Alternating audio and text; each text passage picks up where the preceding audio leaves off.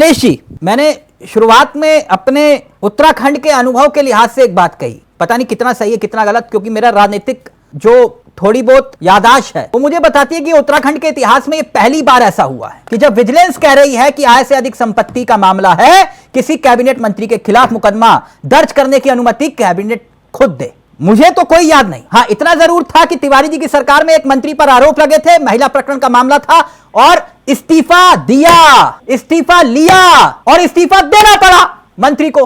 दिया ना?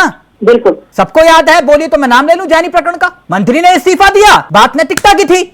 आपको क्या लगता है कि माननीय जो आपके सबसे होनहार मंत्री हैं गणेश जोशी का क्या होगा? पूरी सरकार की साख पे बट्टा लग गया। नहीं कमलेश जी, नहीं तिलक जी, देखिए साख पर बता तो तब लगेगा जब वो प्रूफ होगा। दूसरी बात, एक विषय ये बात ना पॉइंट नोट किया जाए। कमलेश जी ने कहा जब प्रूफ होगा तभी तो बट्टा लगेगा, जब प्रूफ ही नहीं होगा तो बट्टा क्या लगेगा?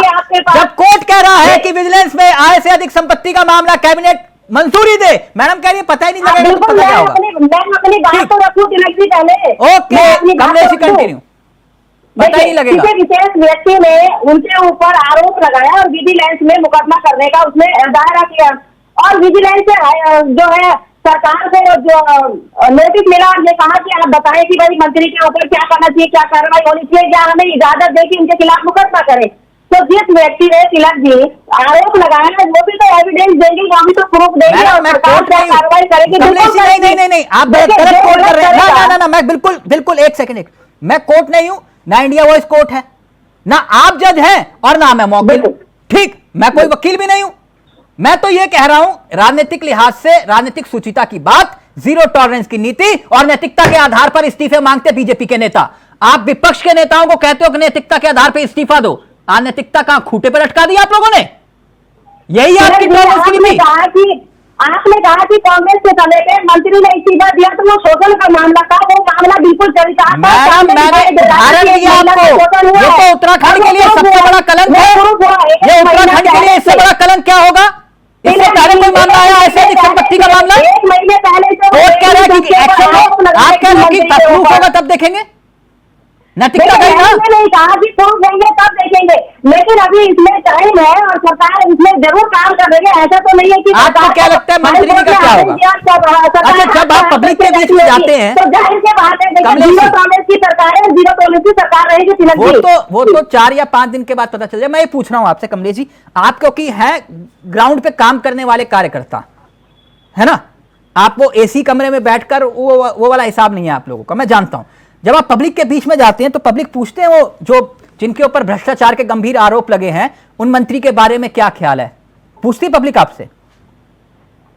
तिलक जी पब्लिक तो जरूर पूछती है, सारी चीजों को पूछती है, लेकिन जिस व्यक्ति ने आरोप लगाया है और वो अगर एविडेंस होंगे और वो प्रूफ होंगे तो जाहिर सी बात है वो नैतिकता के आधार से जो कार्रवाई मंत्री को इस्तीफा देना चाहिए। मंत्री खुद भी करेंगे इस चीज मंत्री को खुद नैतिकता के आधार पर इस्तीफा देना चाहिए। जीरो टॉलरेंस की सरकार अगर बोलना है तो जरूर होगी। नारे में अच्छा लगता है जीरो टॉलरेंस। 1 मिनट, मैं पूछ रहा हूं मंत्री को खुद नैतिकता के आधार पर इस्तीफा देना चाहिए?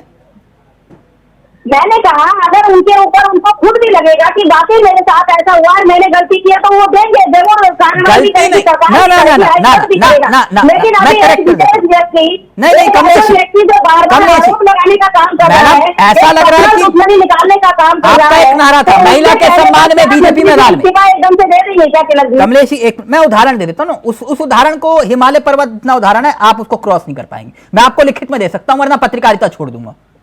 ठीक, आपने कहा कि भाई ऐसा लग रहा है कि बीजेपी के, वो आप था ना महिला के सम्मान में बीजेपी मैदान में, आज ऐसा लग रहा है कि गणेश जोशी के सम्मान में बीजेपी मैदान में। अब मैं आपको उदाहरण दे देता हूं, एक मिनट उदाहरण दे देता हूं कमलेश जी, आगे काम आएगा आपको, कोई साथ नहीं देगा, आगे काम आएगा आपको, तो सामने आए, आगे काम आएगा आपके, काम आएगा आगे। मैं बताता हूं ना क्यों। इससे बड़ा उदाहरण नहीं है, बीजेपी के अंदर तो है ही नहीं और होगा भी नहीं।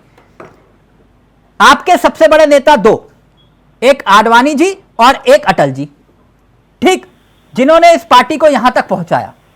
आडवाणी जी पर गंभीर आरोप लगे हवाला के मामले में, ठीक, उन्होंने पद को त्यागा, कहा नैतिकता के आधार पर मेरा इस्तीफा, जब दोष मुक्त हो जाऊंगा तब यह पद ग्रहण करूंगा। आडवाणी बड़े या गणेश जोशी बड़े? काट दीजिए नैतिकता के तकाजे को, आप काट दीजिए, आप, मैं मान जाऊंगा आपको। बोलिए, काट पाएंगे? आडवाणी जी पढ़े या गणेश जोशी पढ़े? देखिए आप बिल्कुल ठीक कह रहे हैं, लेकिन हाँ, जिस व्यक्ति तो बस ने आरोप लगाए हैं, ये जिस दलील व्यक्ति मत ने कीजिए, कंप्लेंट आरोप की है, सिद्ध करना एक मेरा काम नहीं है मैडम, मैं नैतिकता की बात कर रहा था।